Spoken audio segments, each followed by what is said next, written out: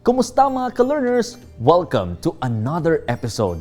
In the other lesson, we learned how to demonstrate our love for our culture and national identity by identifying the proper way of singing the national anthem and recognizing our national symbols. Let's continue listening to the rest of the short drama. We're home at last. Let's all come in. Let me kiss your hand, Father. How are you? I'm fine. It's just that lately, my knees have been aching because of arthritis. Father, I'd like you to meet Joseph. Joseph, this is your grandfather. Let me kiss your hand, Lolo. You know, Lolo, you don't look that old. It seems that you and Daddy are of the same age. Really? You really surprised me. Aside from knowing how to speak Filipino, you are also good at flattery. Joseph is right, Father. You don't look old. You may even have more hair than I have. What's your secret? Oh, stop it. Come on, let's all get inside and have something to drink. Arvin, can you please help them with their luggage? Yes, Tata Honesto. I'll be glad to. Thank you, Kiarvin. Don't mention it. I'm all praises for my grandson, Domeng. He knows how to speak our language, and he's also courteous, even if he grew up in America. Tay, do you still remember what Inay has always taught me? That I should not forget our national language. That is why we always speak Filipino when we're at home in America. And of course, my wife and I have not forgotten some of our Filipino traits. One of these is being respectful to elders and to other people. We have not also forgotten how to be thoughtful and helpful. I have not forgotten what you and Inay have taught us since we were children. We have imparted all of this to my son as well. I'm proud of you, my son. You are a true Filipino. Thank you, Father. I have tried my best to keep my promise to be a true Filipino always. Excuse me, Lolo. Daddy, can we now open our luggage and distribute our pasalubong to them? I'm really excited. Oh yes, go ahead, son. Lolo, please accept our pasalubong for you. Thank you, Joseph. Please open it. Well, what are we waiting for? Come everybody, let's all eat first. Lola, here is our pasalubong for you. Oh, thank you, Joseph. Thank you very much. I thought we would still be going to the duty-free shop to buy our pasalubong for me. But here, you already have a pasalubong for me. Yes, Inay. We're still going to the duty-free shop this afternoon. We'll still buy additional pasalubong for you. And whatever for, this is already enough, my son. And this is very beautiful. Now I have a new sweater, Honesto. This is enough for me too, Domeng. This is just right for the cold weather. We are happy, Lolo and Lola, that you like what we have brought for you. And for you, Kuya Arvin, this is for you. Thank you, Joseph, for remembering me. Of course, how can we not remember you, Kuya? Lola and Lolo are always mentioning your name in their letters and in their telephone calls. Really? What are they saying about me? That you're obedient and industrious like me. Open your pasalubong now, Kuya. I hope you like it. Wow! A new shirt and pants! Thank you, Joseph. Thank you, Uncle Domeng. Okay, maybe we'll just continue with our conversation over dinner. Inay, where's Ray? Has he gone home? No, he's just around. And he has a surprise for you. A surprise? Lending us his vehicle and driving for us more than enough? There's Tito Ray. He's coming. Tito Ray, this is our pasalubong for you. Thank you, Joseph. The food you're bringing smells good.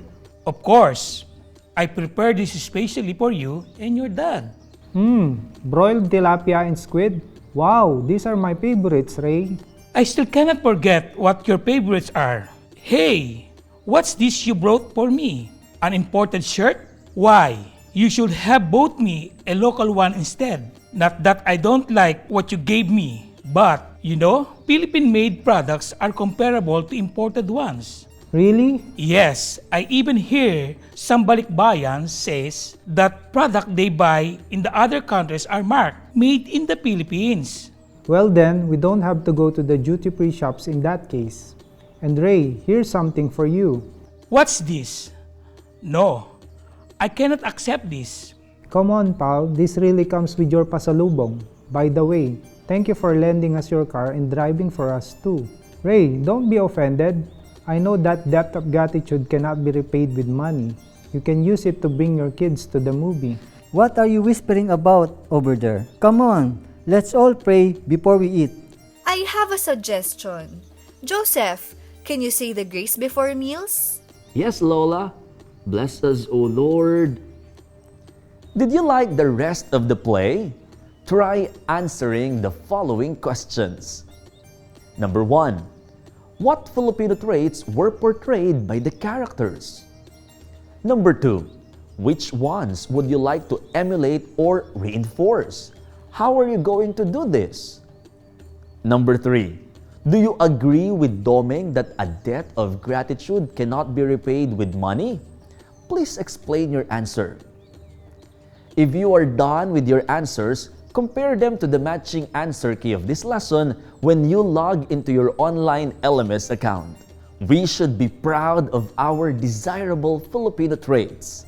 They bring about harmonious relationships between neighbors as well as desirable and peaceful relationships among individuals and the community in general. Do you truly love your country? Here is a short essay about how to be a true Filipino. Listen to it carefully. I am a Filipino. I am a poet and a dreamer. In good times and in bad, I persevere with open arms and an open heart. I constantly pray for peace, and I am willing to risk my life for freedom and justice. I would like to shout to the world, I am the hope of our fatherland. These words should come from my heart, a heart of a Filipino who truly loves his country. My love for my country is not proven through mere words, but through my actions as well. Some of our national heroes have written poems and essays also entitled, I Am a Filipino. They have contributed to our country's progress at one point in time. Jose Rizal's fight for justice would never be forgotten even after he was killed by the Spaniards. Apolinario Mabini's literary piece made him the great paralytic. Ramon Magsaysay was motivated by Mabini to serve his countrymen well. Our fate depends not only on the leaders of our country, but also on our countrymen. Each one of us has a role to play in helping our country. I am a true Filipino. What does this mean to our youth? What does this mean to you? Did you like and understand the essay? Try answering the following questions. Number 1. What is the essay about? Number 2. What did the writer mean by putting words into action based on the poems and essays written by our national heroes in the past? Number 3.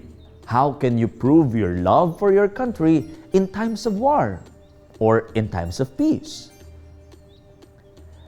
Make believe that you are one of the following: teacher, policeman, doctor, businessman. How can you show that you are a true Filipino in terms of solving community and national problems? Identify organizations in your community that help in maintaining cleanliness in the environment, peace and order, etc. Have you joined any of these organizations? Do you intend to join any of these organizations? And why? Analyze the current political situation of our country. What insights have you gained? Among the desirable Filipino traits you have learned, which should be reinforced by a good Filipino leader? Now, you may compare your answers to the matching answer key of this lesson when you log into your online LMS account. Before we go to your self-quiz, I would like you to do something. In your free time, read the Panatang Makabayan. It is about how and why you should love and be proud of your country, the Philippines. Copy it on a small piece of paper and keep it in your wallet, purse, or bag. Remember to study and understand it. And most importantly, apply what it means. You may substitute the word paaralan on line 7 with the words for the community, workplace, or institution you belong to. Share it with your friends, neighbors, and colleagues. Now, it's time to see what you learned. Fill in the blanks with the correct answer. Number 1. Giving blank is a sign of a Filipino's generosity and thoughtfulness. Number 2. The blank teaches us how and why one should love and be proud of one's country. Number 3. Love for country is not proven through mere words but through blank as well. Number 4. You can show your loyalty to your country by blank. Numbers 5 and 6. A true Filipino is a Filipino in blank, word, and blank. To summarize, we can show our love for our country by practicing the values that are innate in our culture and traditions as Filipinos, and we need not imitate the sacrifices and deeds of our national heroes, but we can be modern-day heroes by helping out our close circles and our communities in the small ways that we can. And that's it. I hope that with these learnings in mind, you are now ready to show your love for our country through the different ways reflected in our episode. Thanks for learning with me today, mga ka-learners. See you again on the next episode. Paalam!